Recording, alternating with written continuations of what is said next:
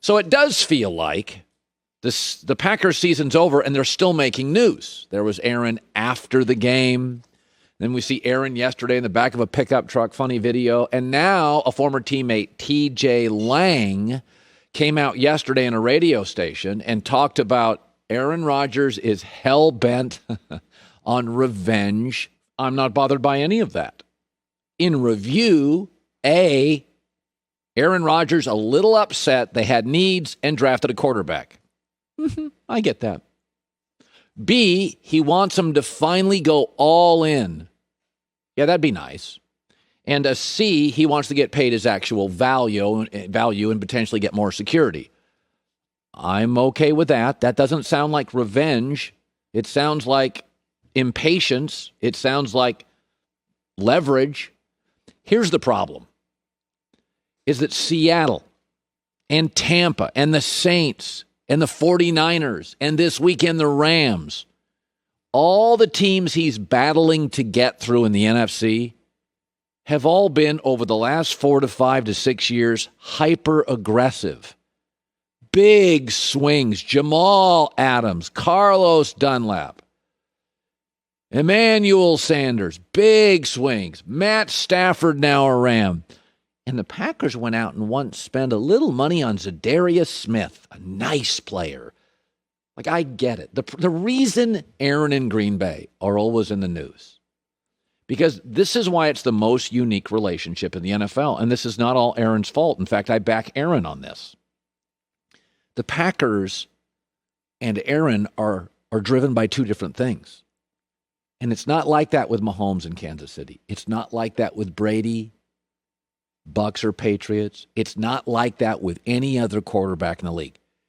But Green Bay and Aaron are driven by two different things. Green Bay is driven by fear, which is such a drag when you're a rock star. They're driven by fear. They don't want to be irrelevant. They don't have an owner. It's owned by the community. And when Vince Lombardi left, they went 25 years and they had 2 playoff appearances. I grew up and the Packers were irrelevant before Favre. Nobody talked about the Packers post-Lombardi to Favre. It was Cowboys. It was the Washington football team. If you looked around the NFC, it was Philadelphia. It was Chicago for a while in the 90s. They were irrelevant. And they're fear-based. And everything is that's why go look at last year's draft. It was all about fear. Let's get Jordan Love.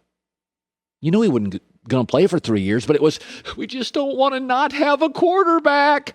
We remember when we didn't. Nobody talks about us for 25 years. And then in the second round, they get a running back. Did they need a running back? No, they had 2 great running backs. It was to protect them when Aaron Jones now is a free agent. It was all about protecting, playing it safe, putting away your retirement, paying off your house. Aaron's not driven by that. Aaron's the California kid. He's aspirational. He is hedge fund. He is big swing. He is going for it. He's the rock star with these super conservative parents, and it wears him out. And I side with Aaron on this. Green Bay is the smallest city that there's 3 or 4 times they've been irrelevant. Bart Starr, Favre, Rodgers. When they didn't have quarterbacks, nobody cared about them. And that matters when you don't have an owner. And you are the smallest market, and you own the team. It's all fear-based nonsense, which wears me out. They're constantly building for that retirement. They put money in their pension. And Aaron's a rock star. He's throwing money all over. He's an angel investor taking big swings. And so 30 years, Green Bay has 2 Super Bowls. That's with Favre and Rodgers. So you can win them, but they should have 3 times that. And what's really troubling for Aaron is this wasn't really as noticeable when he entered the league. But because of so many young, aggressive general managers, John Schneider in Seattle is aggressive, and John Lynch in San Francisco, and Les Snead in Los Angeles, you get these young, Howie Roseman, Philadelphia, these young, super aggressive general managers making deals, and Green Bay's always sitting on their hands. So it gets jammed into Aaron's face. I'd be upset too. You're being compared to Russell Wilson and compared to Tom Brady and compared to great quarterbacks.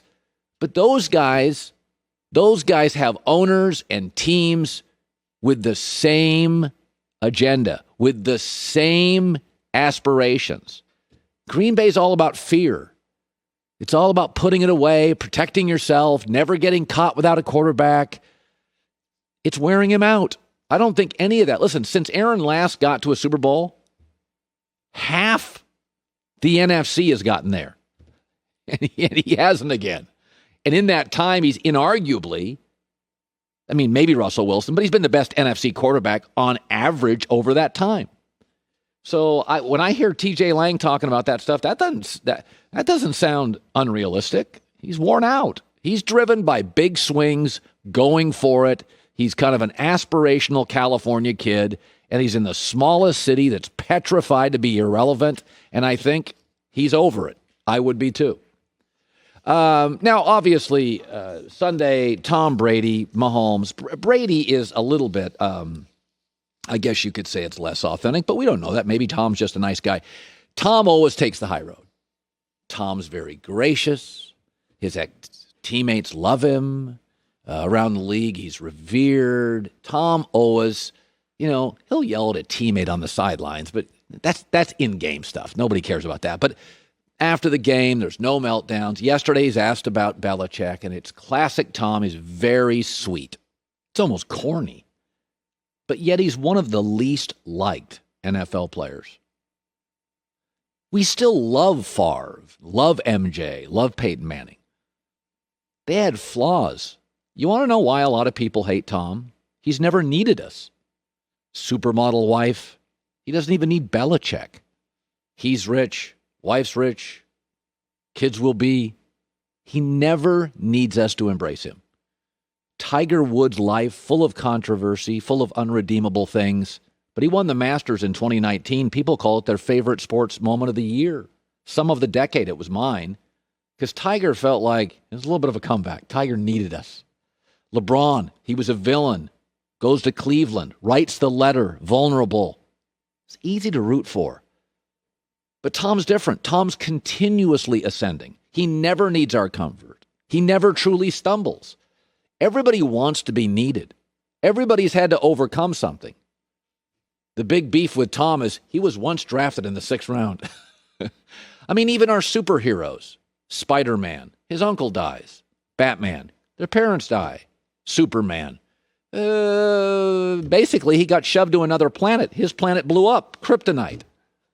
Everybody. Superheroes. The parents dying. Orphaned in another planet. There's this device or a rock or kryptonite. Tom Brady, his only true rival now is time.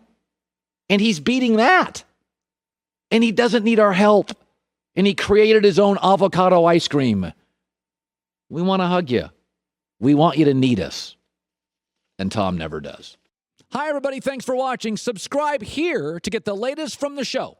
Also, be sure to check out more of the best clips from The Herd or go watch a few segments from other shows on FS1.